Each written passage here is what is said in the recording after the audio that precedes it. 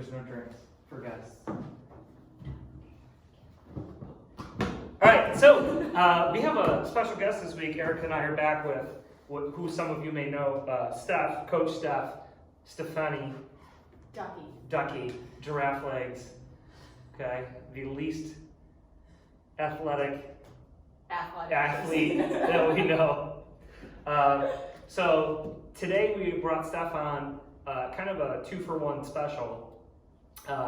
One, Steph has been encouraged by many persons to tell us about a recent journey she took over the past year-ish for her athletic endeavors. And whether you know it or not, she's on social media, but like one of the weird people who has like a really cool profile picture, but no posts, right? So it could be fake, who knows, might not be the real stuff. And so she was trying to figure out how she could most eloquently deliver the message of what it is she's been through and how she's been doing with all of the stuff that she did. And Eric and I had the idea to have her on as a third person in this. So Steph, let's have you give like just a very brief introduction. She has a bunch of things written down, a script, notes, cue cards. Okay, it's really not a script. It's really great. So Steph. Yes, Steph. Say hi to everybody. Hi, everybody.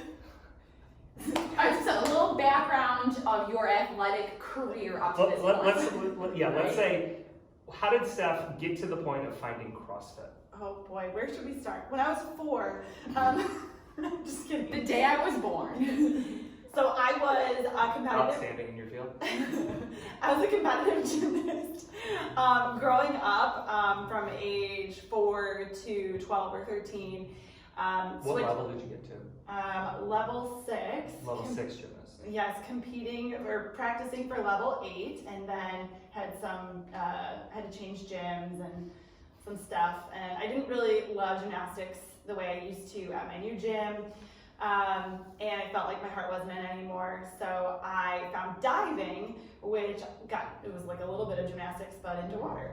And turns out I was pretty good at diving, and I did that through college as a Division I diver at St. Bonaventure University, the best university in the world. Hang on. Previous to the lie you just told, what kind of diving? I was a springboard diver, so 1 and 3 meter springboard, and I competed in high school in club events, and then, like I said, in college. And then after college, diving is not really a sport that you can like keep doing. It's not, you kind of can, but it's not as fun. You don't have a team, you don't have a coach. You gotta find a pool. There's all sorts of insurance. Are there any like club dive teams? For older people, harder to find. Okay. There's like one place locally that you could. I actually tried it, and it just wasn't the same. Okay. And I realized it was time to move on. So I actually tried to become a runner. I don't think I know this. And like this is gonna come full circle. I realized very quickly that Buffalo has a lot of 5Ks. Yeah. It's like a 5K capital. I think so. Yeah. Yeah. So I found a race calendar and I tried to sign up for 5Ks, and I was always the person like, you know, like the end of the race where there's like the police escort for the first person in the front and then like also the people in the back. It was usually me and like a race walker. And I realized like running wasn't for me, so I tried going to like the gym. How many of these 5Ks did you do? A fair amount. And were you Over how would long? you train for them, or you just like? I would like go running, and What does that mean? I was slow and bad. Okay, it's like a mall walk kind of. No, I would run. It Okay. I was more of a What year are we talking? this is like 2007, 2008, Okay. 2009 maybe. And then once I realized running wasn't for me, I tried the gym. Didn't really know what to do there. And at the same time was going like all in on my career, which is a corporate office job. And I got out of shape a little bit. And I would say I assumed a different shape. It was a bigger shape than I was used to. But long story short, I I had seen this really cool thing called CrossFit. Actually, an ex-boyfriend introduced me to it. We watched a lot of YouTube videos of CrossFit in the early days, and at the time, I think there was only one gym in Buffalo. He lived out of the state, and I just thought it was so cool. I went and visited him and watched classes, and I ended up having a very, I guess, acute back injury situation, and I thought my CrossFit dreams were dead. I had not yet started. had not yet even tried it. You're like, I can't do it. I can't do it. But I just thought CrossFit was so cool, right? It combined like gymnastics and weightlifting, which I thought was cool. I was never great at cardio things, but it was just this really cool combo, and I thought like, oh, I could be like good at parts of this. It could be fun. It would be a really great challenge, but there weren't a lot of options. And I looked at where he was, and there was just so many gyms. Long story short, one day, So now what year are we in now? 2012. Okay. 2011 was when I hurt my back and went through physical therapy and did all that. And Did they tell you anything at physical therapy, like what you wouldn't be able to do? yes, back doctor told me that I would not be able to squat or run. When? What's that? When? Ever?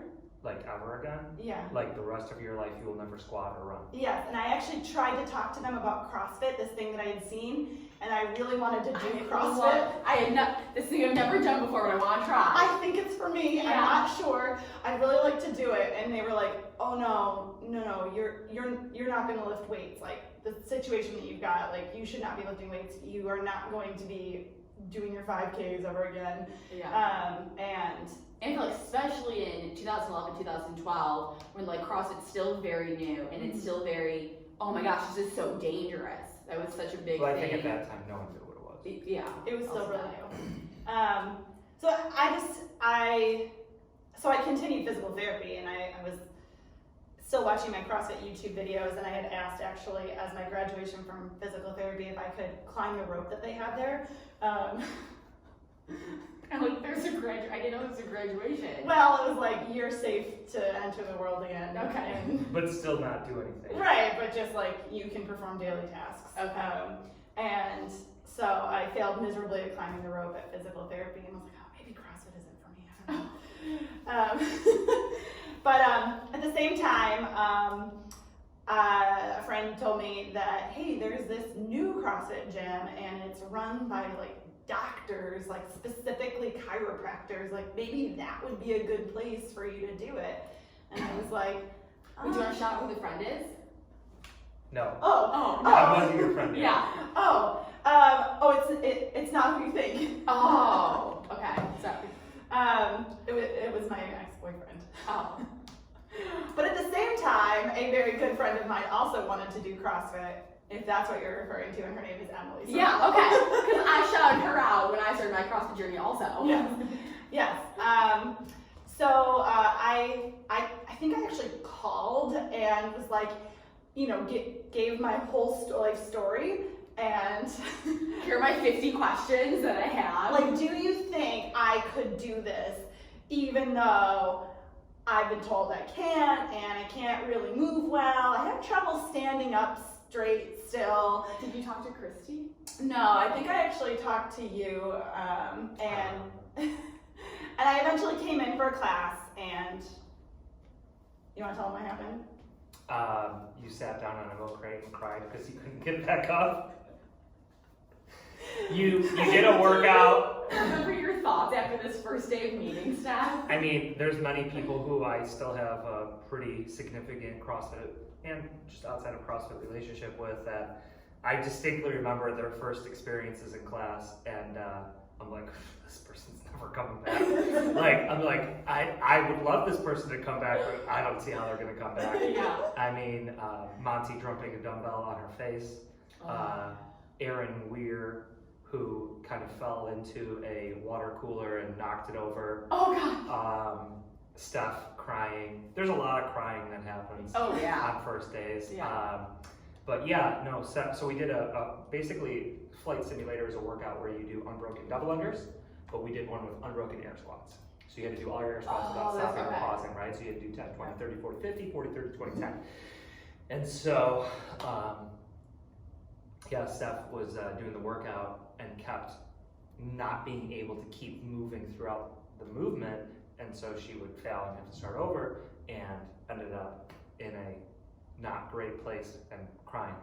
Yeah, I think at the end, I was like, I'm never gonna be able to do this. I don't think this is for me, and I just wanted to do this. And you're like, it's just one day. Like, it's just one workout. Like, I still think you could do this. And I still came back. And I think, like, you on that day, sitting on this milk crate, like, oh my gosh, I can't get back up. Did you ever think you'd be here now, coaching? Whoa, you just bypassed so much stuff. I'm just, okay, well, we're trying to get to this.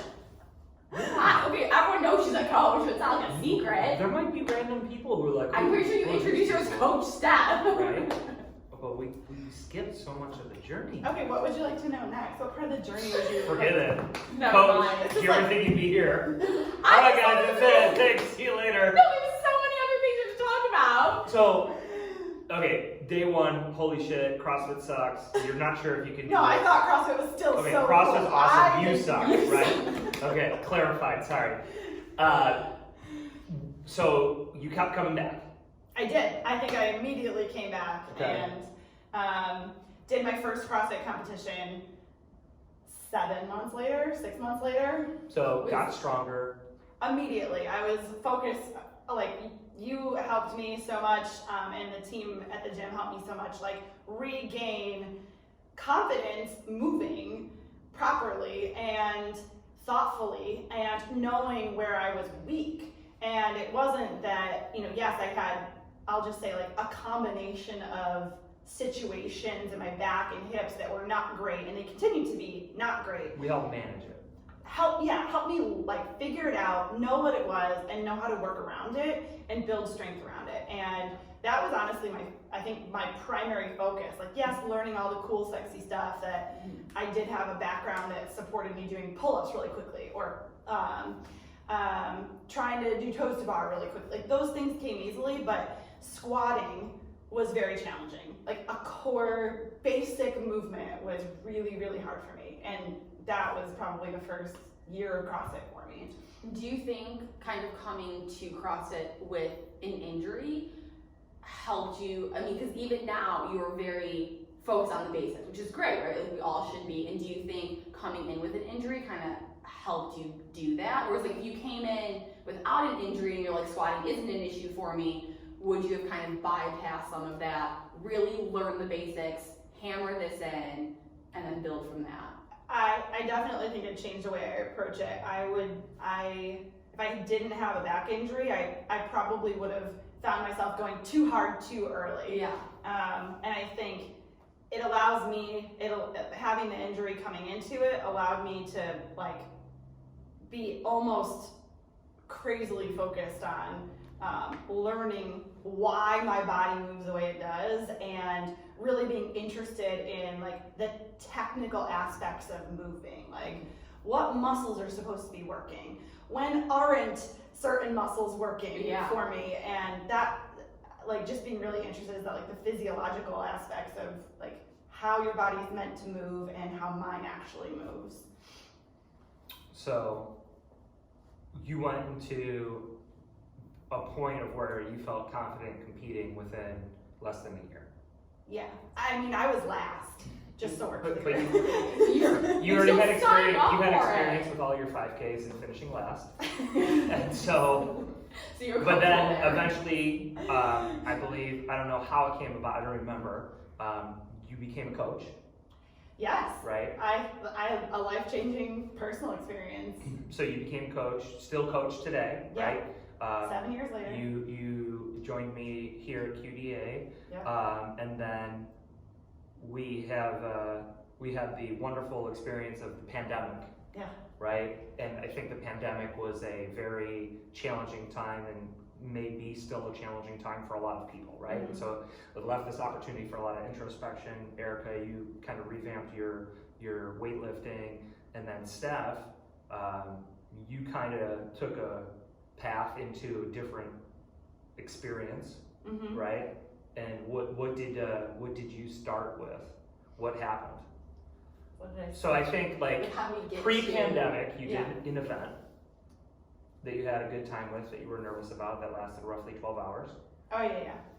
So that was? The Go Rock Tough. Yeah. Yeah, it's a 12-hour overnight rock. So what is a ruck?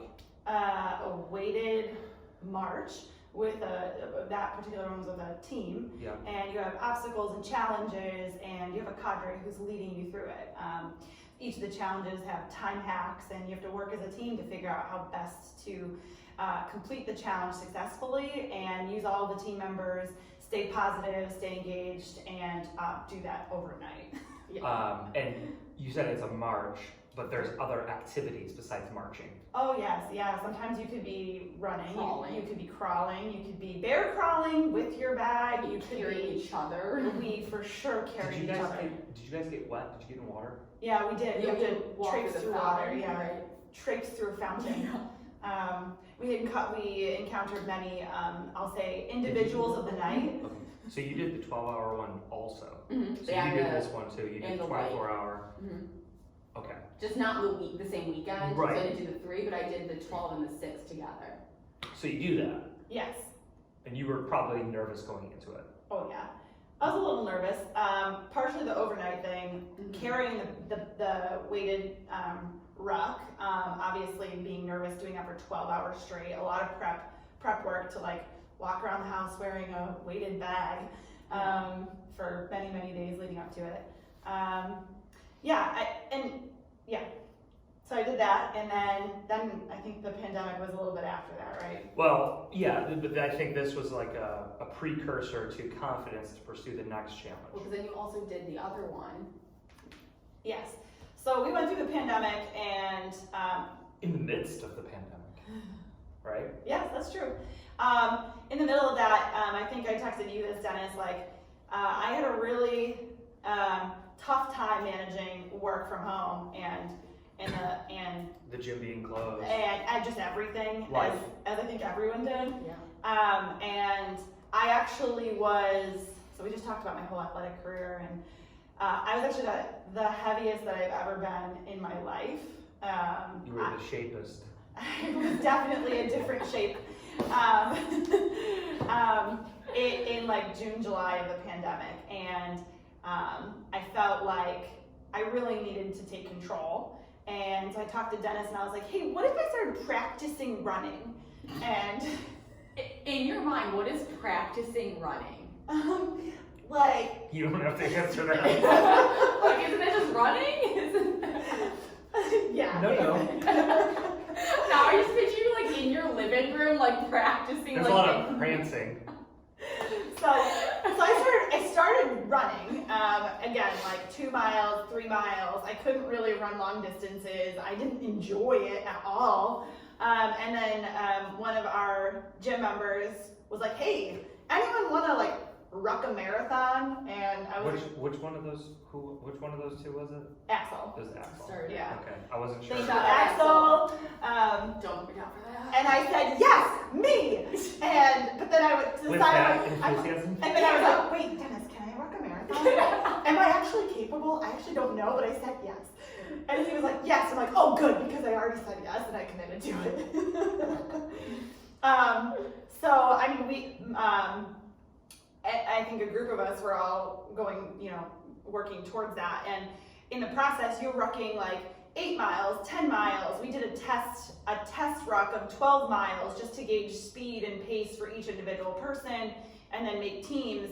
And Because this was an event where you had to do it as a team, yes, right? So it's Yep. like a smaller group. Was 4 the most? yes, Okay, so you could do up to 4 people. Yep. And you were gonna there would be a cadre that led it, and it was basically like provided you, hey, this is the next waypoint you have to get to, actually, they just gave us a sheet with all of them on there. at one time. Okay, and Chart- so you chart had, your- so you chart your guys, course. you guys had to go to the point, Yep, take a picture yep. showing you were there, Send it and to then send it someone. to them, and And then they you would- just moved on, They or would give you the okay to move on. you had to wait for them. Yeah, I think. And so, I believe We had to chart your own course. There Like, ended they up gave you being points. 6 total people who did this from the gym. From our gym. 5 and 1. Yeah. Right, one person really wasn't with the gym. Yep. Friend of someone who was at the gym. Yeah. And so you guys ended up getting to the 12-mile one where we were like, all right, let's see what would be reasonable time frames of people together so that, you know, one person wasn't like holding other people back / whatever. Yeah. Yep. And What was the time cap for the event? 11 hours. I think it was 11 or 12. Yeah. Yeah. And I won't go into all the details of the event, but just to lead us to where I think we're going to go eventually was, I mean, rucking 8 miles, 10 miles, 12 miles, and then getting past that point, and then doing like 13.1, and then doing 14 miles and 16 miles. We're in like August or September of the first year of the pandemic. 2020. Yeah, and I was like, you know what? That was way longer ago. Right. And just to myself, like there was a lot of time on my feet, and often with friends, but sometimes on my own. And it was like, you know, I've always been told, and I've always believed that I wasn't a very good runner. And I, like every nickname that I've ever had in my entire life, athletically, has been an indicator that I am not a good runner or an in shape person. When I was in gymnastics, my nicknames were Goober and Noodle, and then I played lacrosse. You're putting this on the internet. Yeah, I played. Oh, everyone knows. I didn't know that. I didn't know Goober or Noodle. And then I played lacrosse in high school, and my nickname in lacrosse was Ducky. And because of the way I ran. Like a duck. Yes, Dennis, like a duck. And then I went to college, and although I was in a water sport, we occasionally had to do dryland activities in which my coach called me Crazy Legs. And sometimes it was Crazy Legs Carnus. And so like just every story that I had ever told myself or felt like other people were telling me about me was that I wasn't a good runner. And when you wear a weighted bag and run enough miles, you're like, you know what? Maybe I'm actually not that bad of a runner. I might not look great, but I'm not bad. I actually, like, it's pretty cool that I can run with a weighted bag. So maybe there's other things I'm good at too that I have been telling myself I'm not. Or other stories I'm telling myself that are not true. Part of the challenge we had to work through was if you were under a certain weight, you got to use a lighter weight for the Ruck Marathon. That's true. Right?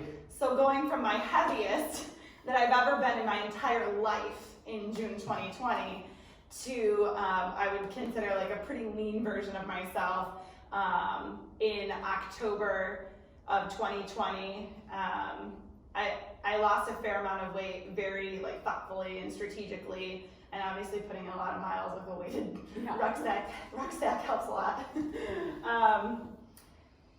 So There was a lot of there was a lot of like, am I gonna make it? yeah. Am I gonna make the weight? Like I mean, I'm pretty sure that between Moose and Axel on our runs, like anytime I contributed to the conversation, it was probably mostly around that.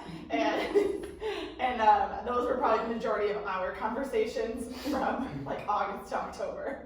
so you, Moose and Axel, did it. We did. You guys had a great finishing time, It was awesome. right? 6 hours. 6 hours. Yep. Moose was not happy Not the day happy. of because you guys changed the plan on We him. didn't change the plan. Well, he had prepared for it to You go a different way. progressively went towards the Right. other plan. Like over 6 hours is fine too. We're finishing in under 6 hours. So what happens if you put two type A people together? It was clear very early that we were on a really great pace. And so why would we waste the opportunity to be awesome and amazing and have an excellent like outcome to it? Like don't waste it. I feel like Moose, if he watches this, is like bullshit on his phone. Yeah. That was not the plan. And it was very early that he was rather upset with us. But we were cooking. You guys crushed it. We And did awesome. Jen and Phil, they also did it, right? Amazing. They crushed Yep. it too. I Mhm. think, didn't they finish second, They did. right? Like, Yep. you guys kicked butt. Yeah, So, our gym showed up. you guys did that, Mhm. and then, That was on a Saturday. what did we, okay? Is it just Did, not? wait, did something happen on Sunday? No, I just don't know where you're going. We're just setting Well, the stage. so They were in I October. believe, yeah, this was October, right? Yeah. And in November, we had a conversation. No, it was actually that week. Oh, was, okay, well, okay, so, So later on that week, Tuesday- right. Just That's so- why I was like, did something happen? You're like, no. Okay, so later that week, this So- was a Saturday. On a Thursday, I remember specifically. It does. Is this in your notes? No, it's not. On Thursday, I had, as I mentioned before, I was realizing when I was out for all these long runs that maybe all the things I believed about myself or that I let other people tell me along the way didn't have to be true. And I know that I've had a lot of experiences where I've proven other people wrong and proven myself right, but it seems to be a lesson I need to keep telling myself, and a lesson I need to like keep tackling. But in the process of doing all of those runs and realizing maybe I'm not a bad runner, I'm maybe not a technically efficient runner would be more accurate. I had always thought that there was this one thing I always thought was really, really cool, but I never thought that I would ever be able to do it because I'm not a good runner and I'm not a good swimmer. And those were just stories I was telling myself to count myself out of something. So I went into Dennis's office and I was like, I have a goal.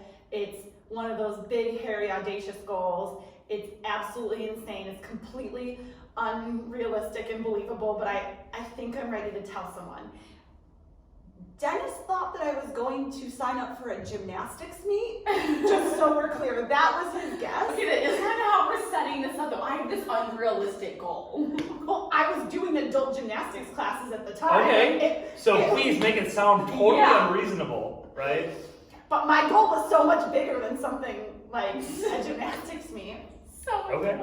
So I said I want to do an Ironman, and without blinking, he was like, yeah, let's go.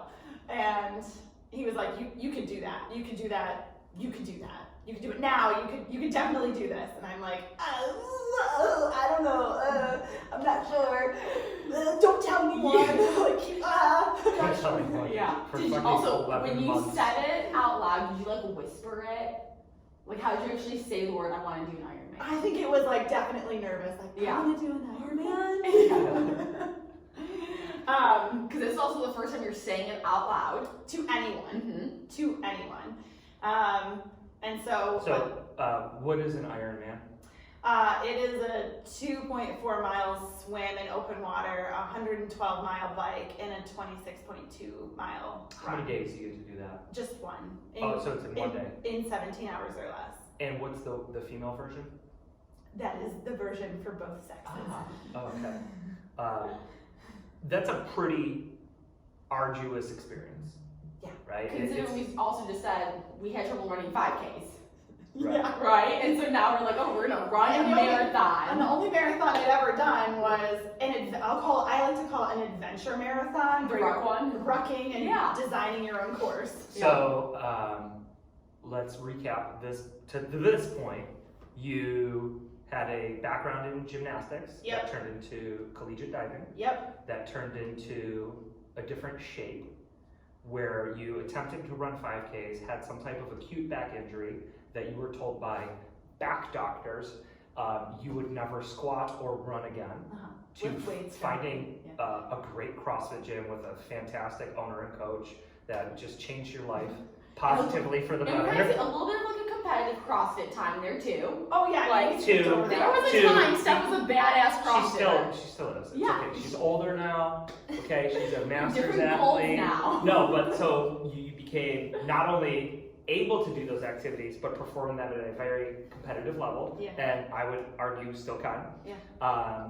To, in the pandemic, finding something unique and different that you could do with the gym being closed, that gave you some mental solace, and also then taught you, hey, maybe I can do this thing. Yeah.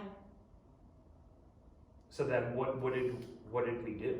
What happened? So you told Dennis, and now where are we at? So this is Thursday, October.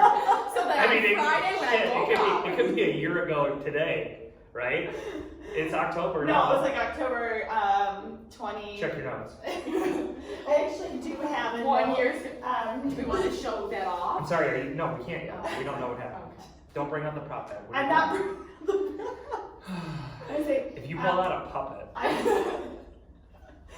I have written down here in my personal journal on October 23rd was the day what is that today? The 5th? Yeah. the day I made my goal official. So 340, 7 days ago? Yes. Okay. Yep. Would you like me to read what I wrote? Yes. Sure. Yes, I do. Wait. Yeah. Go ahead. I'm equal parts terrified and excited, but I can't wait to get started and to be on this journey. The hardest thing I will ever ask of myself, which will hopefully yield the greatest growth, sense of self, and pride and accomplishment.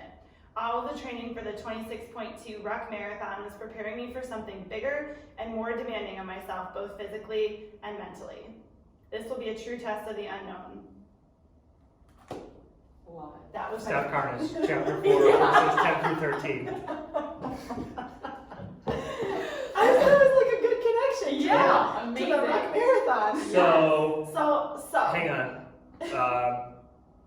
There's something, it feels like you kind of glossed over the middle portion, biking.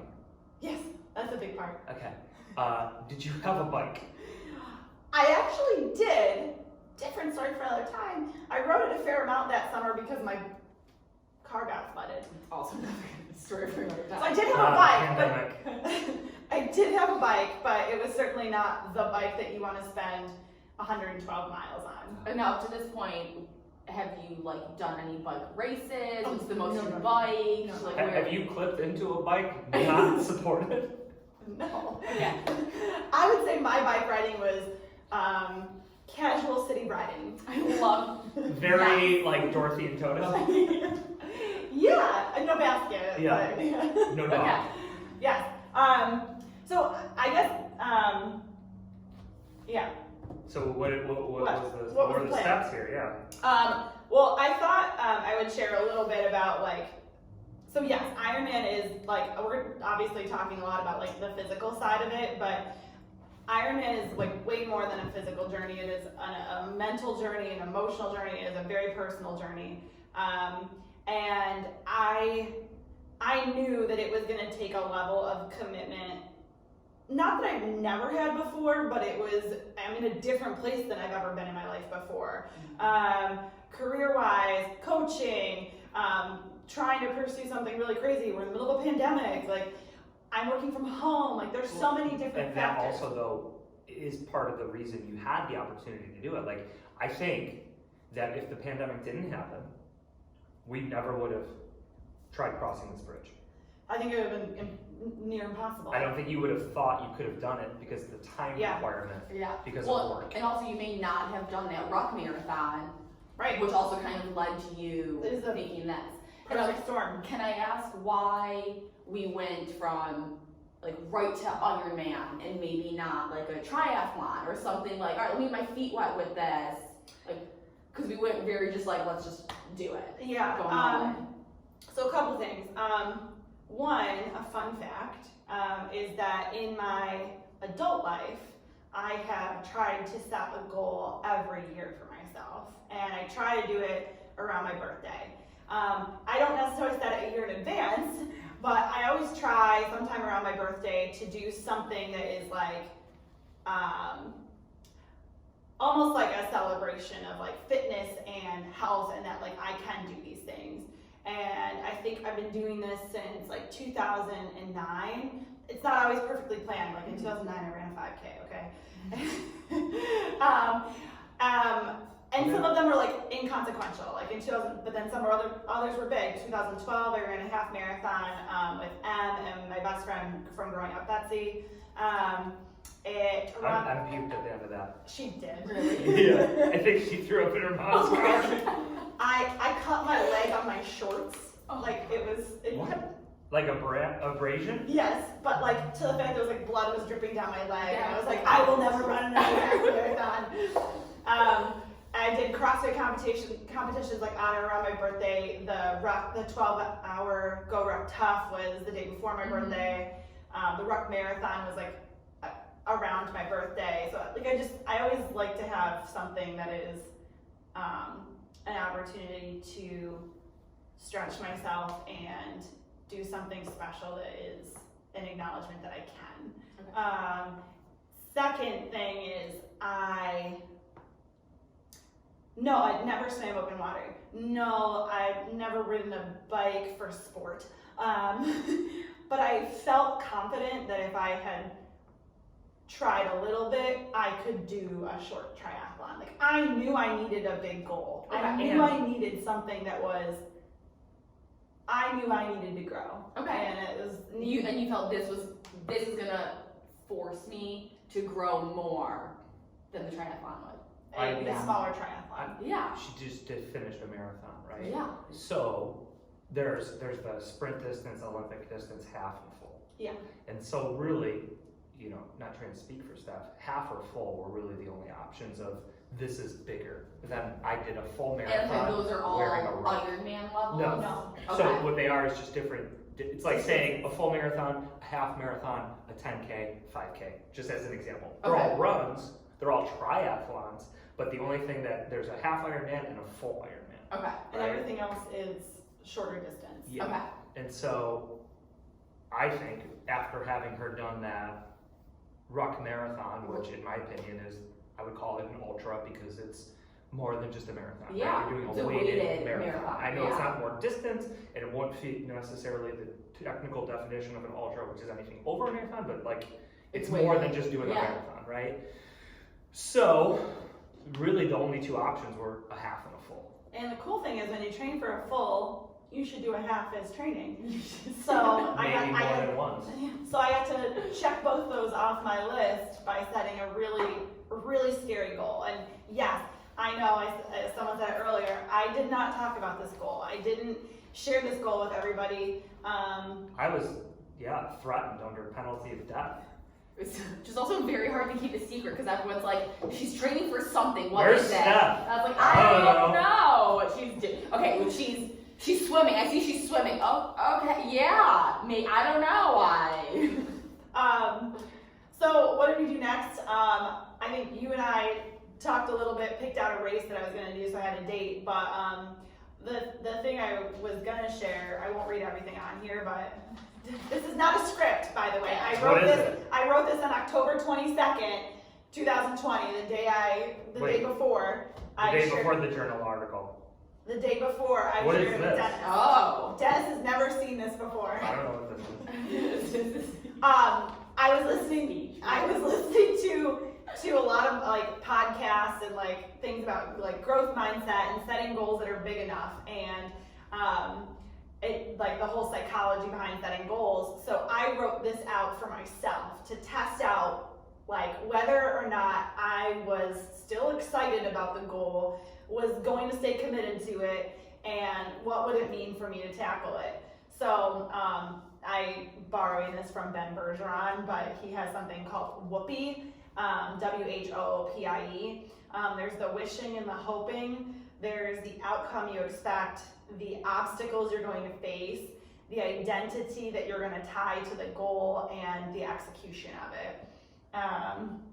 Where's the P? What's the P? Oh, sorry, I forgot. P is planning and process. Okay. I was like, wait. The woohee. Woohee! Thank you. Yes, the P is in there. So I wrote it out for myself. Like, what am I wishing and hoping for? What are the outcomes that I want for myself? What are the obstacles I'm going to face? What is my plan or my process? What is the identity that I want to have as I go through this process? And then actually under E, there's nothing because I just needed to do the thing at that point. But I thought that I would share a couple of them. The outcome, I wanted to be proud of myself And I actually forgot that I wrote that until I went back and looked at this, which is important. I wanted a new story to tell myself about what I was capable of, a true test of where my limits are. I wanted to test, to challenge whether or not I'm a good swimmer or a good runner. I wanted to develop a sense of overcoming, enduring, and succeeding. And I've not had a long-term goal like this that was going to require this level of commitment. So I think there were a lot of things I was hoping to achieve in setting the goal. I wrote down every obstacle I could think of at the time. Did you hit them all? Oh yeah. Okay. Oh yeah. Okay. Cold, rainy, and snowy. Not wanting to get in the water to swim. Conflicts with work. Will need to rearrange my coaching schedule. I might not make progress in certain aspects of my training. I might have pain in my feet, knees, and hips specifically. I might get an injury. It will be hard and I might not think I can do it. And I will get lonely. I mean, I think you hit all those obstacles, right? And then some we weren't expecting. And then sitting down with Dennis, ever since he said I could do it, we went through all the things I was going to need to come up with. I need a pool, I need a training schedule, I need training plan, I need to set up my bike trailer, I need to get a new bike, I need to basically learn triathlons. So when you guys were coming up with the plan, did you put in place, here's what we're going to do from now until the event, or how did you kind of structure planning for that? Because we're a year away, So there's a lot of things you got to do. Steph had the obstacles that she thought were going to be the obstacles. Did you have others? I had obstacles that I was nervous about for her. Okay, I what were always those? thought that the run was going to be the hardest part for her. Okay. Mostly because of fatigue Where it's last. and positioning coming off of the bike. Mm-hmm. And so there was a lot of discussion that you did not think that was going to be the case. What did you think was going to be the most challenging? It vacillated. It was a whole year, it changed. Okay. Honestly, my biggest concern was always making the time cap so I could get to the run. Okay. It's not that I didn't Maybe think that's something we should tell everyone, right? Like there's each one, like the swim, bike had a time cap that you had to finish those events at to be able to keep going, right? Yes, So you had a 17-hour hard cap for the whole activity. yes, 2.4 mile swim yes. had a time cap of. 2 hours and 20 minutes, but you actually have to complete half of it in under 1:10. And for Okay. people who don't understand, swimming distance does not equate to walking, running, biking distance. No. It's very hard for people to understand the concept. I think they hear like 2 months. So, seem like a lot. Maybe you know the number off the top of your head or you have a good idea of where it is. So if someone was to look at a traditional pool, Oh yeah. how many there and backs is that swim?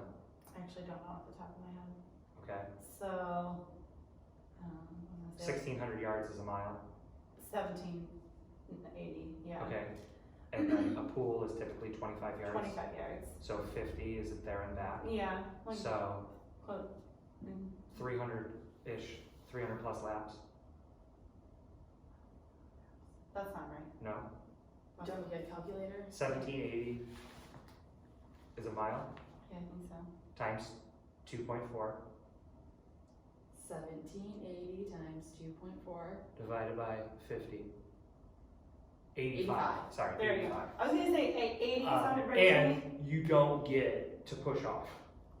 Oh no, I mean you're just swimming Right, out what in I'm the saying, water. people So you have that, might like, people turn might around see push. 85 laps and think, oh, that's not too bad. Yeah. That's terrible. But you're not getting the push. There's no like wall to stop at when you're out in Right. open water. There's So you no. had 2 caps.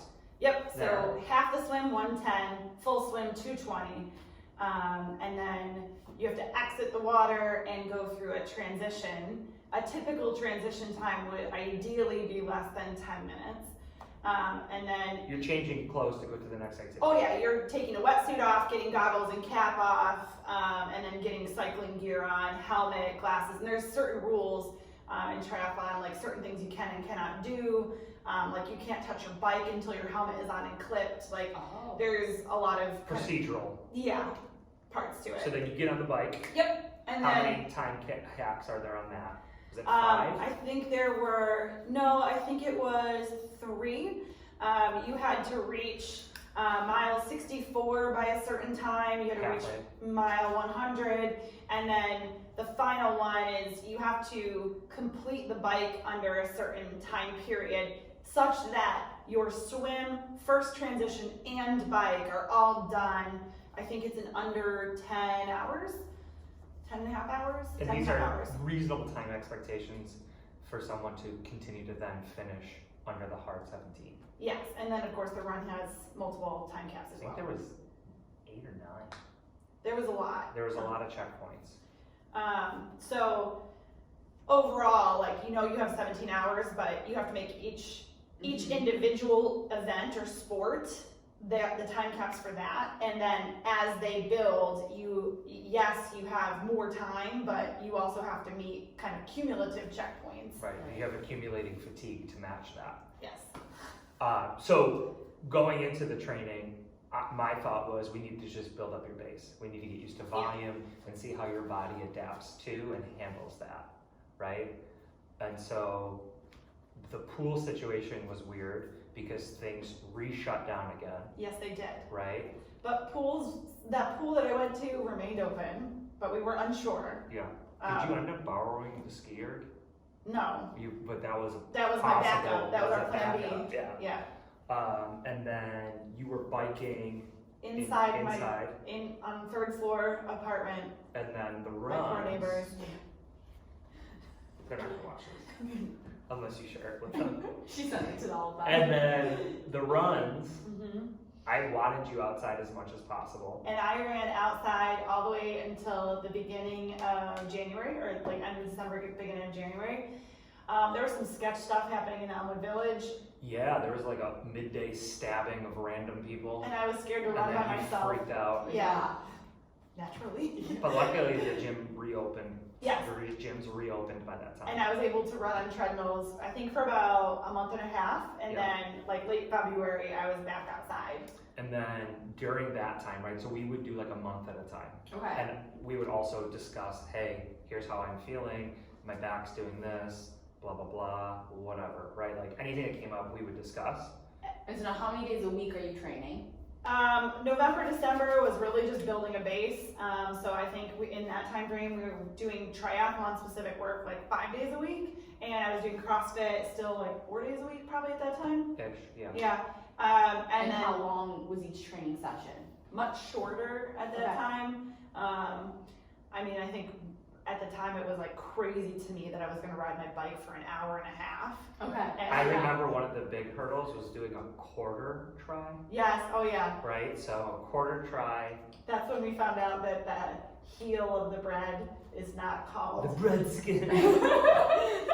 So my first ever like practice triathlon was part of my training, and it took me out. So- I couldn't make In words after. triathlons, right? Like if you're doing a practice session, typically they call it a brick, right? Yeah. Swim, bike, run. The goal is to try to do that. The whole is brick. Yeah. Okay. So I was trying to encourage staff to do more of those because I had some concern that like, listen, you don't know what it's going to be like to transition out of equipment to whatever, and so we did the best that we could, right? Sometimes it wasn't conducive to, well, I'm swimming at the pool and I'm not biking there, and so it was like, okay, we'll figure it out. Yeah. Okay. And so one of the first big hurdles on our way was do a quarter, right? So do a quarter of everything. So do a quarter of the 2.4 mile swim, do a quarter of the 112 mile bike ride, and do a quarter of the 26.2. Okay. It was an experience. Yeah, it was. And I think if I could, I wish I could like share the picture of me afterwards. Like I was wearing the weirdest outfit. It was just like, get these clothes off of me and get whatever the nearest item of clothing is, and then like get the nearest food item. And I was really hankering for like a fulfilling sandwich, and all that I had were like the ends of the bread. And I was like, this is where I'm at. I'm just gonna eat this. And I sent you like a summary of how it went with like my heart rate data and like trials and tribulations. I don't even remember the specifics, but I just remember being like so unable to process anything, and I was just laying on the couch and I'm holding this bread, and I'm trying to explain to him, like, I don't even care what I'm eating, I'm so hungry, I'm eating the bread skin of the bread. And he was like, what are you actually saying? I'm like, oh, okay, I'm just so hungry, I'm eating all the bread skin. I'm eating all the bread skin. The heel. The heel.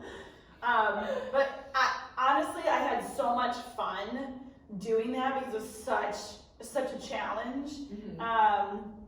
It was so unknown. It was completely different. It was. So did this make you excited to keep doing it? Yeah. Okay. I think I told you early on that those were some of my favorite days, even though I like hated sometimes how I felt. Yeah.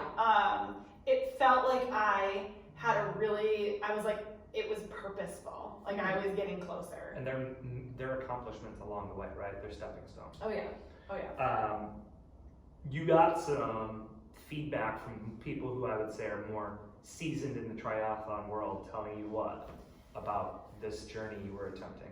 That I can't do an Ironman in a year or less, and they wouldn't advise it. And Like they thought you needed more time training. just At least another year on top of the year. it's a okay. 2-year journey. Okay. And that like they didn't recommend it. Also that like my experience up until that point wasn't really like sufficient for like an endurance event. So it was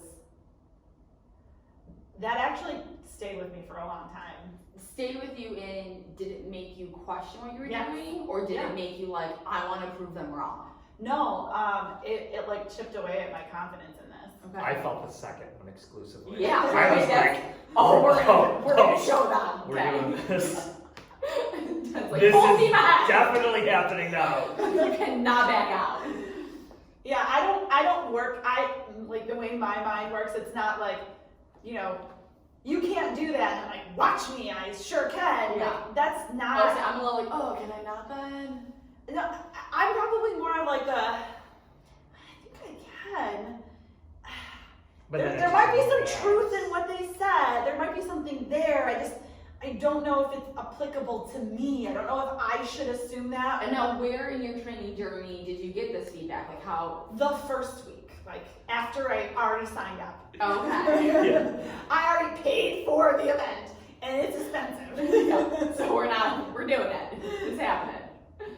Yeah, Okay. So then I think that's when we set more checkpoints up. yeah, Hey, okay, if we're gonna do this, we need to be able to do a half by this point. yeah. And Okay. that being said, like while that part of the advice wasn't great, I got some really great advice out of that conversation. Like, hey, typically it's 3 to 4 months beforehand that you would want to do a half, especially if you're not a triathlete already, where you have that experience, and you don't want to do it like the month before. You don't want to probably do it 2 months before, because you still have a little bit of building to do. So 3 to 4 months is like the ideal time frame, and I think that was like great, perfect. That's very helpful. Okay, let's plan for that. Yeah. So we planned out a half in June, Okay. How'd and that go? it was at the time it was the hardest thing I'd ever done. Yeah. You also had some serious doubts going into that, right? Oh, I was so uncertain of myself. The month before was really the first time I could ride outside. Oh wait, do you remember her coming here? Yes. Oh my god, yeah, can we talk about that? Learning the bike. So remember, up until this point, Steph is riding her bike stationary in her apartment. Yes. So Clipped in. Flipped in, not a stationary bike, but right, like a bike it's on a the road trainer. bike. Right. Yeah. So I had to learn how to clip in, and On a moving object. yes. And I actually didn't even really know how to mount the bike while it was like. Just say get on it. Yeah.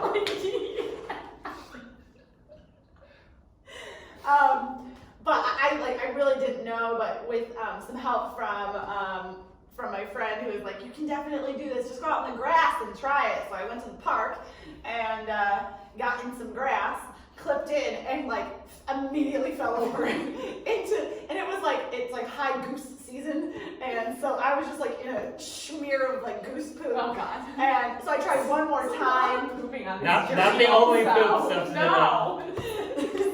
And I'm like, all right, like that was just one time. So I clip in again and I start going, but I don't know how to get out. And I fell car with like goose poop all over me. I am crying and I'm like furiously texting Dennis like, I don't think I can do this. This is not gonna happen. I can't even get on my bike. It's over. And like that was like the first time that I was really like, Meltdown. yeah, and that was May. Yeah. Yeah. And I'm like, this is why I've been telling you to please get outside on the bike. And you're like, well, what are we gonna do? So yes, so Den offered to help me. As much as I could. Yes, and we figured out like a couple of things to get me moving. And I will say, like, it was very parental. Like, it was like someone teaching their kid to ride a bike. I mean, Erica was here for it.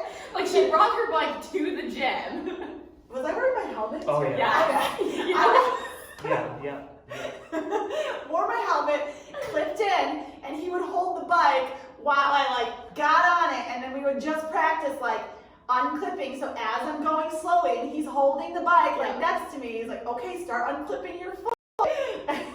Put your foot down, and like I got it like a couple times. Yeah. And then I had one like bad fall, and I was like, It wasn't even a bad fall, you just fell over. But it was But you like, bruise easily. I bruised like a peach. Yeah. but then you found someone to help you. Yeah, so my friend Erin, who does not live in Buffalo, could not help me herself, and she has a ton of friends in the bike community, and she reached out to someone and said, hey, I have this friend, this is a situation, she's got this really big goal, and I wish I could help her, but I can't help her, I'm not there. She's supposed to do a half Ironman in And- a month and can't get on a bike. And so I met the most incredible woman. She's become a great mentor in this process to me, specifically around cycling. She met me and we spent 2.5 hours at the Botanical Gardens, and she gave me all the confidence in the world, and we built a system of like mental cues to give myself before I even clip one foot into the bike, and that was just a really great process for me. I got it that day, and I don't think I've really had any significant issues since then. There's some wood nearby, but That's awesome. yeah. So the half in Michigan was, yeah, I was scared. I had also found an open water swim club, so I moved from the pool to open water. And that became what you were most nervous for. Yes. For a while it was the bike, Yep. because you were getting back pain. Yep. And then you went into the open water Yes. and you're like, I can't do this. I was very nervous about like waves, and I loved the concept of like putting on the wetsuit and like going out in the water like Scuba Steve, but like So now, when are you first swimming in open water? June, because like it's And- Buffalo. Okay, yeah. So when's the half? At the end of June. Okay. So I swam like 5 times in open water. Before the half. Yes. But we were putting a lot of pool work in. We were. It wasn't yeah. like there was no swimming. It's just Right, not- it's just different. It's not the It's same. very different. So Right. suddenly you're tackling waves, you're tackling potentially like currents or boats who are creating waves. I mean, even just other people. The Right? Like, water- in the pool, you're in your own lane. Yeah, the water is not clear. Yeah. I don't know if you guys have been in Lake Erie or Lake Ontario, but it is not clear. And so there's no line. Like in a pool, you can see I'm swimming in a straight line, Mhm. back and forth. In open water, you have to learn how to sight for something out in front of you, far out in the distance. So you'll be swimming and realize like you're completely off track and you need to go that way. So you have to build in, like just in a pool, you're just swimming and breathing to the side. Well, now you have to learn how to bilateral breathe on one side, breathe on the other side, sight something in front of you, put your head back down. And all of that can be really inefficient if you don't know how to do it well. And then add waves to it. And then yes, add people to it. And I had been like aggressively tracking the weather in Michigan, and it did not look good. It was like storms aplenty, and I'm like, oh my gosh, these wave heights are like 2 to 3 feet. I'm very nervous about this. Yeah. I think I messaged everyone in my like support group 50 times that week, minimum, give or take. Yeah, there's a lot of messages. And then we get there and the storms are really bad, and they actually end up canceling the swim that morning at like 4:30 in the morning. So what happens in that situation? In an Ironman event, if they cancel a swim, you just go right to the bike and you go to a bike run. So it was, like I said, it was still the hardest thing I'd ever done up until that point. I crushed the bike and was pumped. There were a couple challenging portions of it, and I just totally crushed. Like completely executed the plan, and then we got to the run, and the run was where things went south. So you're on this high, like, oh my god, that bike was so great. Yeah. Crush that. Yes. And I had a really nice outfit, and I matched my bike, and all of that was really giving me good, like, Yes. vibes. And then I go for the run, like the first mile, I'm like, this is so cool, I'm doing it. And then it's a loop course. I don't know if anyone's ever done anything in loops, but they have signs that tell you the mileage for both loops. So I was on mile 2, and I saw the sign for like mile 7, and I'm like, oh my god, I'm going to die out here. And this is the end of me. And at this point, storms had subsided, but it was like damp, hot, wet. It was just like this like perfect storm, literally perfect storm of like worst running conditions. Yeah. I get to like my first turn, and the volunteers cheer me on, and she's like, I remember you, you're on your second lap, go, go, go. And I'm like, it's my first. It's my first lap. And she's like, oh shit, good luck. And I was so upset. I was so upset. I spent a lot of time in that run in a very miserable space. And every time I saw a sign that was for like the second lap and I was on the first, I was just really down. And it was in my head, and I eventually got out of it, but I spent a lot of time in a low place, and that was terrible. It's foreshadowing for Later. what happened later, but I finished. It was awesome. My dad was there, and some of my cousins were there, and it was awesome. It was really cool, and it was life changing. Again, just tackling and something so big. And Did that race experience though leave you with some doubts? For sure. I was worried about the run being a loop course for my full Ironman. I did not have what I was hoping for, which was 1,500 to 2,000 people in the water all at once swimming. I didn't have that experience. The bike, I actually felt more confident coming off of that bike. Still like a little nervous that like double, that's a lot. Yeah, it was like, well, we feel good. But I was really proud of how I executed on the bike, and I knew that if I just kept working really hard and built some more mileage in, I'd get a little bit better and feel more prepared. I think based off of the conversations we had post and up until the day of your full, the swim was like this mental hurdle. Yeah. Right? Like I felt, you had great swimming going into it, but we didn't have that practice session of the half, right? And so that was, I think, hard for you to accept and get beyond. Yeah. And knowing that if I didn't do the swim well in the full, I'm out. Like, I'm out. You made that so much bigger though than it was. I know that now. But I think we did practice swims. Yes. Multiple. Yes. Yeah. But I do also think you anticipated the difficulty still on the last portion of the race. The run, right? So we get through that, right? And so now how many months do we have? We had July, August, and half of September and to so get ready. You were still, I'm not sure, right? Yeah. There was a period of time where Steph's like, I don't feel like I'm doing enough. So we modified her training plan. At this point, just to go back to one of Erica's earlier, at this point I'm training like, I don't know, like 15 hours a week. You were doing 15 to 20 hours a week of complete training. So that was all of your extra strength work, because we had to stop doing CrossFit. Yep. Because it was just not working out for what we were doing, and the difficulties of managing and mitigating back pain. Yep. Right? And it was too much for you to juggle. Yep. Right? The time commitment of the Ironman was a lot. And so we shifted you into a real focused core strength maintenance program where we were working on maintaining core strength and endurance. So how many days a week were you doing that? 3 3. days a week. And you're still training. I was swimming, depending on the week, 2 to 3 times a week. Okay. Biking 3 to 4, and running 2 to 3. So a lot of these you're doing lots of activities in one day. Yes. And we tried to have one full day off a week every week. Yep. And then we would. And the only thing, if I had the opportunity to go in open water, I could do that on like my day off, Okay. or like switch a swim, just because like the weather in Buffalo is so weird. Right. So that was like a rare opportunity to get to do that. So I think it was maybe in July or August when we made that next month of training where you're like, I don't feel like I'm doing enough. So we ramped up a little bit more. And then you're literally like, this is too much. It was like 3 days in to her new month of training. And she's like, this is That's too right, much. take it back. Take it back. And then when you say ramp up, was it just we made the distances you were doing every day longer? So every We- month we would do a 3-week build, a taper, a 3-week build, a taper, a Okay. 3-week build, a taper.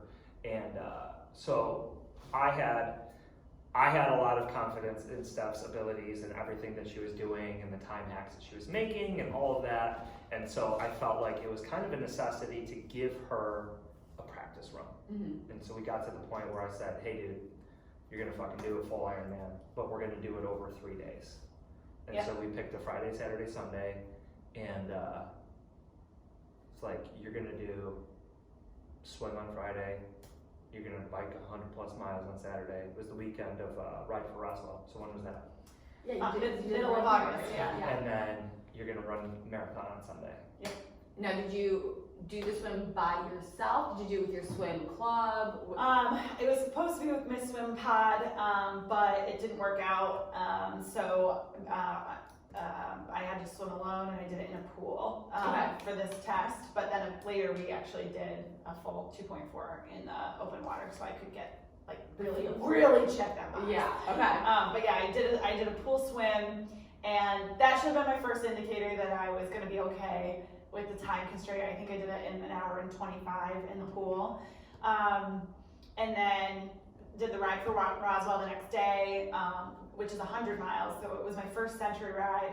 And it was cool because it was a supported ride, so there's water stops and bathrooms. Give you a race feel. Yeah, for sure. And then other riders on the road. And then had planned out with a couple of gym friends to come along with me for a marathon run on Sunday morning. So shout out to Kristen, Jen, Moose, and Bo. They helped me get some miles in, and by the end I was real tired. Yeah. How'd you feel after that weekend? Like I was a rock star. Okay. Yes. And then you had people tell you shouldn't have done that. Yes, and then immediately had people telling me that I shouldn't have done it. Like Ironman people, or Yes, like who? triathlon people, cycling people. That, Okay. like it was unnecessary volume. But only one part of it. Yeah, basically the running. Just the running was too much. Everything else was fine. Oh, okay. Why? Because that's not their wheelhouse. Okay. And also that's how they felt. Okay. And everybody is entitled to their own feelings. Yeah. But you felt confident after doing that. It made me feel much more mentally prepared, emotionally prepared, physically prepared that like, okay, now I have run a marathon. Yeah. Not rocked it, like I've run a marathon in a day. Yeah. I rode 100 miles, like I could do another 12. Mhm. And the 3 things, even though they're on 3 different days, like I felt pretty good afterwards. Like I was back to my normal activities, give or take. I think we lessened my first run that week, which would have been like Tuesday or Wednesday. We shortened it a little bit, but It wasn't like on Sunday when you're like, you 'Cause woke that was up, you're your like, last big event. Yep. And then you tapered. We had 2 more weeks of like Hard. high volume, Yeah. but then we tapered, yeah. yeah. Tapered volume. You didn't wake up that Sunday for the run like, oh, I feel like I'm No, I was excited. I felt great. Yeah. Yeah. Okay. And I think that's also where having an athletic background and knowing yourself as an athlete and just like a person, and like maybe this isn't what a traditional triathlete would do, but I know I need this for myself to feel confident, to feel good, Yeah. you know, comes into play. Well, honestly, the whole journey in this plan that we put together was very uncommon for triathlon training. Like, you don't see a lot of triathlon plans or triathlon coaches who would incorporate CrossFit or even encourage it. And for a long time, I mean, pretty much until like late May, early June, we used CrossFit as part of my training, and also something that makes me happy and I enjoy doing, and I love being here with everybody. And it was really hard to actually not be in class, which is why if you were in class and I was in here, I was always like in the doorway trying to like, hey, trying to be in class. Yeah. Because I miss it, and I love the community. Which also at this point, like, more people kind of know what you're doing, but not everyone knows what you're doing. So I was like, why isn't Steph coaching? It's like, oh, she's just like needed some time. She's just, what is she doing in there? She's doing some extra things. It's Yeah, so we had to pull back your coaching responsibilities Yeah. to make sure that we set you up for success with everything, right? yeah. So we go into tapering, But I'm back now. Yeah. right? Yeah. And then you start freaking out. Why? During your taper, why? My watch told me that Your Garmin watch, my Garmin watch was telling me that I was, what was the you had unproductive I training, had and that you were losing fitness. Yeah, I was full panic. I think I sent Dennis like how many pictures of it? I don't know, it was probably almost a week straight. And I was beside myself. Oh my god. So this is your taper week. Oh, yeah, it was a couple of weeks of tapering. Okay. Yeah, Okay. Yeah, so that really was messing with my mind. Yeah. And of course I was sending questions regularly, like, is this enough? Did I do enough? Mhm. And you have more, now I have all this time that was previously allocated towards the training. Yeah. Too tired to care. Yeah. And I was definitely sleeping more, which was great. Like my recovery was great. But I had more thoughts. Oh boy. Less training, more thoughts. But yeah, that really freaked me out. And as we're getting closer to the day of the event, which was in Maryland, It was in Maryland. we start hearing about some water issues. Oh yeah. What? There's jellyfish in the water. The water's too warm for wetsuits, and there's jellyfish and the stinging bay nettles. Like a few? It was many. Like you could see the water, and you could see tons of jellyfish. Yes. Right, There and was that was the never a picture you point sent where me. you could see water really without jellyfish. And so it was like, it looked like a bunch of, And this was right off the Chesapeake, it is where in you the were swimming. Chop Tank River, which feeds the Chesapeake. And so I've been in the Chesapeake, and I will say that there's a lot of jellyfish in the Chesapeake just on its own. So, you know. And was it typical like this time of year that there's a lot? The Or last is it few just- years, because like It's- temperatures are warmer, water is warmer, Okay. warmer longer, the jellyfish are staying around longer. So Okay. they used to be gone by late August, early September, and now they're kind of hanging out there. Okay, so you going into this, you like weren't supposed to wear a wetsuit. Well, no, I wanted to wear a wetsuit, but the water temperatures were like just above where. Where Ironman The allows threshold. you Yes. to wear one. Okay. Yeah. And so yeah, I think everybody in the race was like crossing their fingers that the temperature was going to go down, and there were some cooler nights, but like the days leading up to it, it did not look good. So the But other than that, weather looked great. weather was Like, the weather incredible. looked really nice. Yeah. Like, Okay. leading up to it, looking good. Yep. This concern right now is just like fucking jellyfish. What the heck do I do?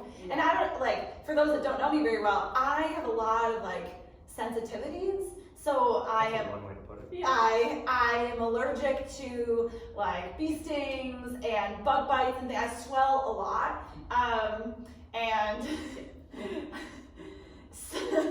so I was just thinking to myself, like, if anyone's gonna have like some weird reaction to Oh, a yeah, jellyfish, yeah. it's gonna be me. Yeah. And so like we had talked about it, and I gotta go find out if I'm allergic to jellyfish. Yeah. And so we agreed to stay with the plan, go figure out if you're allergic to jellyfish, which means like go put on your wetsuit, jump in the water, and get stung, so that you don't find that out for the first time on race day. Right. So Friday, the day before the race, went down there, put on my wetsuit. Turns out Vaseline is supposed to be a minimizer, so I coated all the spaces that were not covered by the wetsuit in Vaseline and swam out to get stung. Turns out I did get stung, mostly on the hands and the feet, minor reaction like locally, but with Dennis's help I got some allergy medication just in case, and was like, all right, got it. I know what it feels like. It does not feel good. It has a very uncomfortable lingering sensation that feels like it's still on you. But we good. Like, I can do this. And at this point, too, when you hear there's jellyfish, you're like going into this water to be like, oh, just sting me, here we are. Was there a point where you're like, maybe this isn't the race for me? Like, maybe I should? Okay. Never At once. this point, it was like, no, we're doing this. Yes, it was never, it was Okay. never a pause in my mind. I think the thing that happens, and you know, because if one was to say, Steph's gonna jump in water with jellyfish, and those who know Steph, they're like, no way. Yeah. I think you stack enough chips on one side of the scale of time, effort, hours, Commitment. money, commitment. It's just like, whatever, I want to do it. Right? Yeah. Like it basically could have been almost anything at that point, and I feel like her mindset at that time was like, I'm gonna just do it. Yeah. Right. And that's what happened. Like, My favorite was when you were in the water. I don't know if you want to, you're swimming through the jellyfish. oh yeah. Well, so day of, it is a pretty cool experience, but day of, you're entering the water one by one, going out, like literally just like walking into like Single file entrance. yeah, single right? file entrance in like death by jellyfish. Like you're just walking towards your doom. But it was like the sun was rising, like it looked beautiful. It was so stinking cool. Yeah. And you get far enough out, you're ready to swim, and I think like 100 yards out of like the over 4,000 that we're gonna swim. 100 yards in, I get like smacked across the face, like stung up my nostrils, and I'm like, whoa! like bop my head up and like let out this like guttural scream, and then you're also not supposed to touch them, but your initial touch your stings. And so touch the How do you jelly. not touch the Yeah, no. You're not supposed to touch the stings like it. So, but your natural reaction when something happens is to like protect the spot. Yeah. So I grab my face, which hurt even more, and I'm like, ah! But that was my moment. It was like, okay, that's what it feels like to get stung on your face, like up your nose, like great, like, all right. You are here to do a job. Get the job done. And I think that's the only thing that I said in my head for the hour and 15 minutes I was in the water. And it was like handful of jellyfish after handful. Like I was like combing through them. Like you could touch them, you could feel them. They were like on my ears, across my face, like everywhere. And I just kept telling myself, like, you are here to do a job. Get the job done. Like you did not come this far to give up. Yeah, to give up to jellyfish. Like you are here to do a fucking job. And when I came around for that second lap, like I was cruising past people, and I literally just said over and over again, like at that point there's nothing to do but just do the thing, and like so anything you can do to just keep yourself mentally focused. So I finished that second lap, and like the pictures of me coming out of the water, you would have thought that I like won something. I was like, yes. I mean, it wasn't your best swims though, It was was like it? my best swim that I've ever done. Yeah. I was amazing. 13th in my age group. Yes. So I am actually a swimmer. Yes. And a good one. Yeah, and then I still have a little jellyfish scar here, so this is my little gift. reminder. Yeah. And then we went off on the bike, just a quick 7-hour jaunt. It was a good bike. I think my back. What were you eating? Oh yeah, sorry. I think how many calories did I plan out? Like 6,000 calories or something like that. For during. Yeah. About. Yeah. Yes. Like, so first thing on my bike, I had that morning made a waffle sandwich. Waffles, banana, cashew butter, smooshed together, taped it to my bike, so as I finished the swim and I go out my bike, I could have a nice like breakfast Sammy. Did you get anything before the swim? Yeah, I had breakfast beforehand.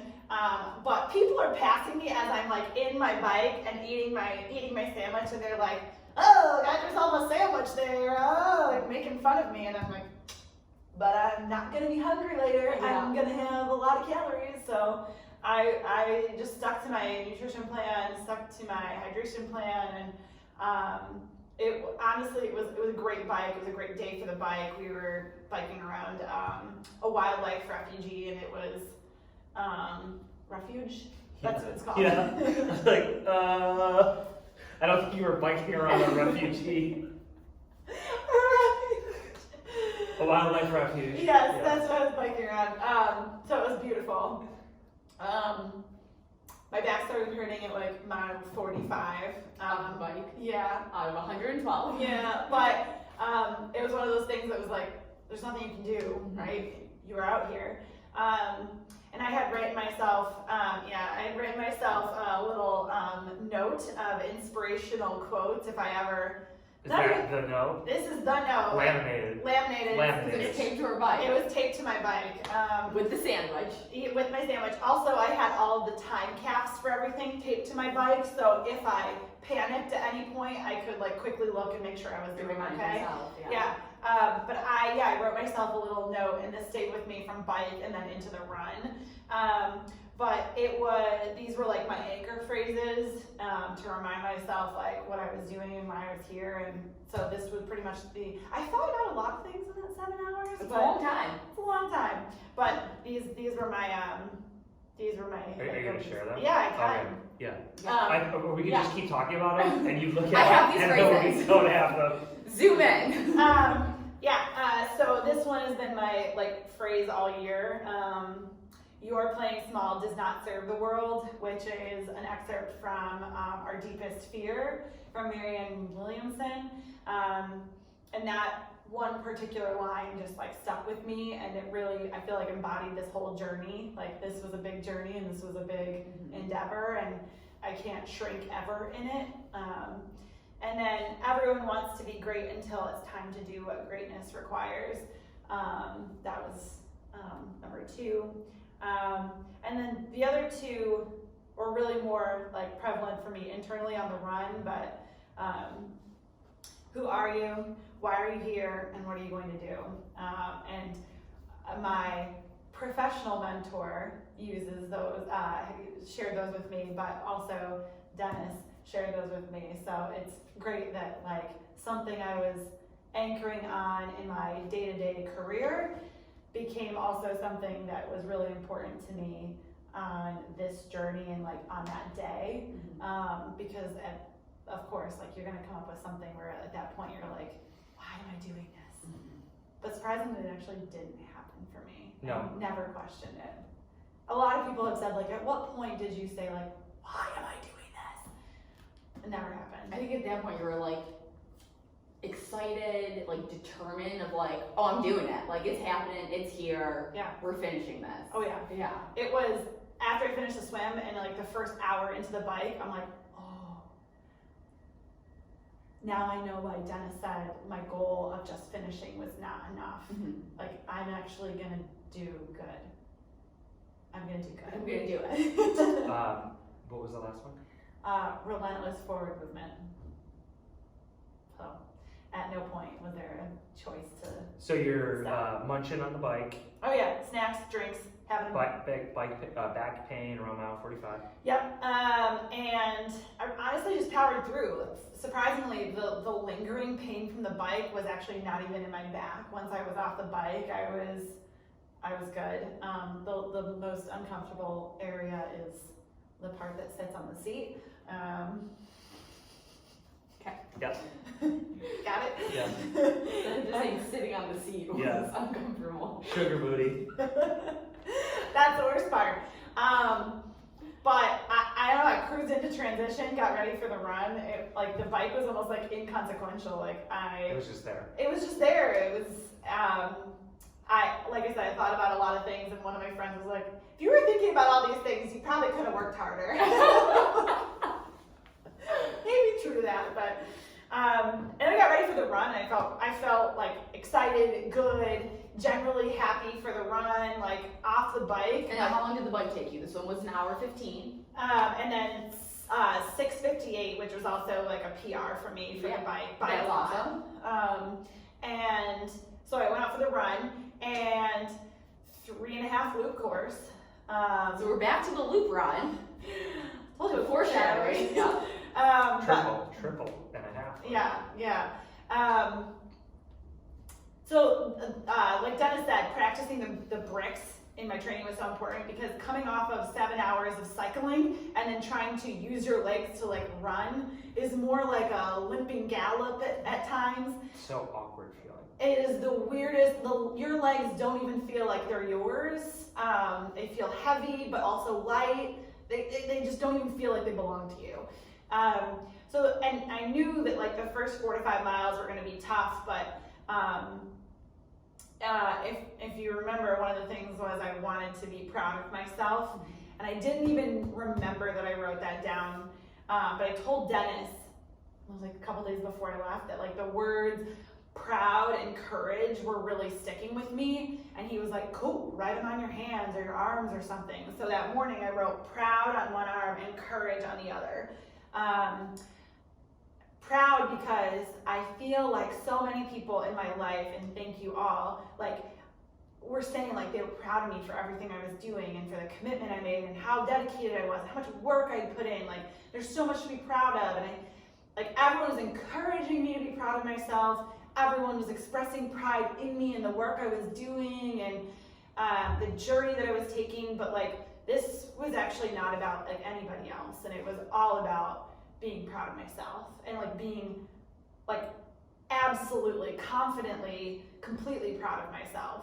And it's not just about finishing at that point, it's like how I did it and how I finished it and how I went on this journey. That's what was going to make me proud. And even if I wasn't fully confident all along, or I wasn't sure if I could be proud of myself if I wasn't successful at the end of it, I knew like all along I was doing something special for myself. But it was like in that mile 4 to 5 of the run where I was like, what's gonna make you proud of you at the end of this? Like, do you need to do the run walk right now? Like, and I was run walking a lot. I was like, run, walk, more walk, run, walk, keep walking. And I realized like I could walk, but I didn't need to walk. And what was gonna make me most proud was if I gave my full effort all the way to the end and I put every chip in for running, even if that run was like a very slow jog. At that point, it was more about, did I give it everything I could, or did I give in to walking? And there's nothing wrong with walking, I just knew it wasn't what was gonna make me proud of me. And you didn't absolutely need to do it. So Right. it's also fighting that, like what we talk about on CrossFit too, like the need versus want. Yeah, Right? yeah. Do you think, because I didn't know about your prior running experience, do you think your marathon pace in the marathon at the end of the triathlon Yeah. was faster than your 5K paces? I bet it was pretty freaking close. Yeah. It's probably close. Right? It's probably close. Like that's kind of cool, like not knowing that you had done the Yeah. 5K journey. Yeah, Like, I'll say like some recorded times of 5Ks of past years might have been like 38 minutes. yeah, but that was when you were, was that 2007, 2008, 2009? Yeah. So those are 12 plus minute miles. Yeah, And your pace vacillated. I saw a lot of 10s, yeah, some 11s. Yep. When you were doing the run walk, you were probably more in the 14-inch, 15-inch range. After biking. Yeah, 112 miles. You know what I mean? Yeah. It's like even if you're the same pace as that 5K experience, Well, after having done all of this, Yeah. like, yeah. So I realized like this was really just about making me proud of me, and at that point I kind of had that little talk with myself. I looked at my arms and I'm like, okay, so I'm gonna give it everything I can. And that was about the time that I saw my first sign for what would eventually be my third lap. And I distinctly remember it was like mile 19. And if you remember from Michigan, I was like, saw that second lap sign, and I'm like, oh, I'm gonna die here. Like, this is the end, I'm going So that was in down. the forest. I just live here now. And I knew that was gonna be a mental, like, a tough thing for me, but at that point, I literally saw a mile 19 sign, and I'm like, not my sign yet, but it's gonna be my sign. And when that's my sign, I'm gonna be on the third lap. And when I'm on my third lap, I'm going to be an Ironman. And it was like every time I saw a sign that wasn't the sign for me at that point with where it was like, not my sign yet, but it's gonna be. And when it's my sign, like there's a prize at the end of this. Yeah. Like the thing. I love that, how it like came back. It was, that to me is a huge personal win. Mhm. To be able to be like that focused and that dialed in, and to never at any point in the run actually be like, I want to quit, I want to stop, I'm gonna die here. Well, we went from having that thought of like, I'm gonna die here, to like, no, that's gonna be fun. I wanted to sit on the side of the road in Michigan and I just wanted to sit.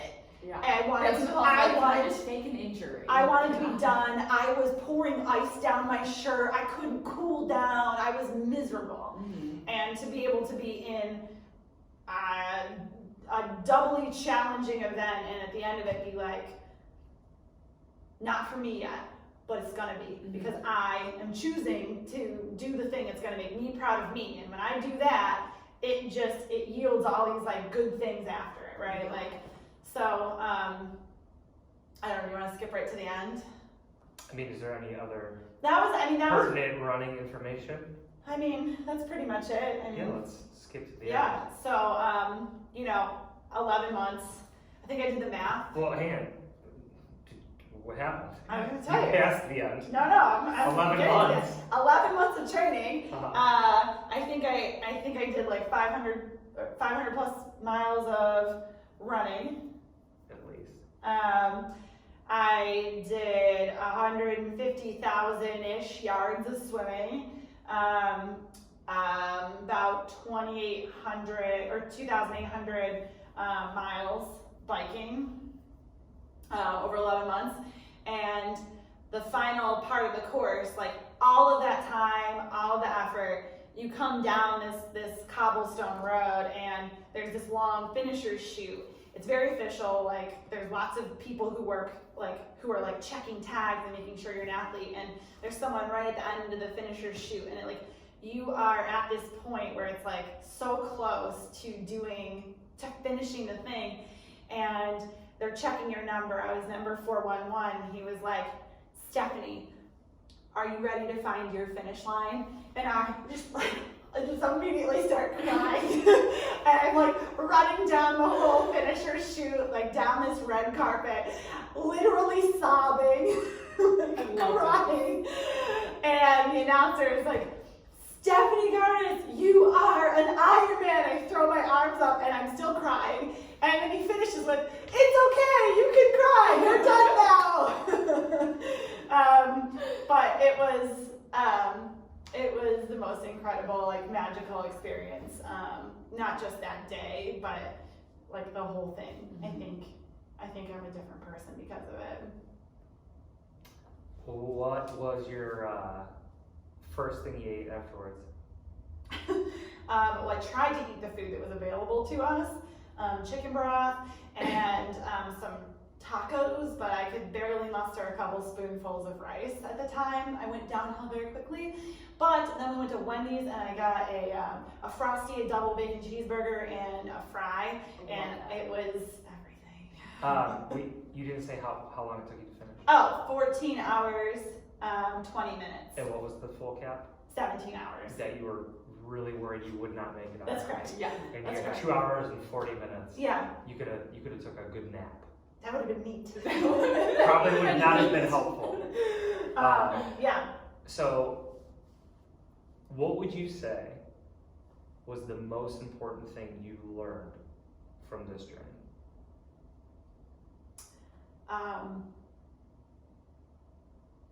That truly the only limits are the ones we put on ourselves. That's probably the biggest thing. And you don't have to listen to what other people tell you are, you aren't, or you can do or you can't. Like, you get to decide that for yourselves.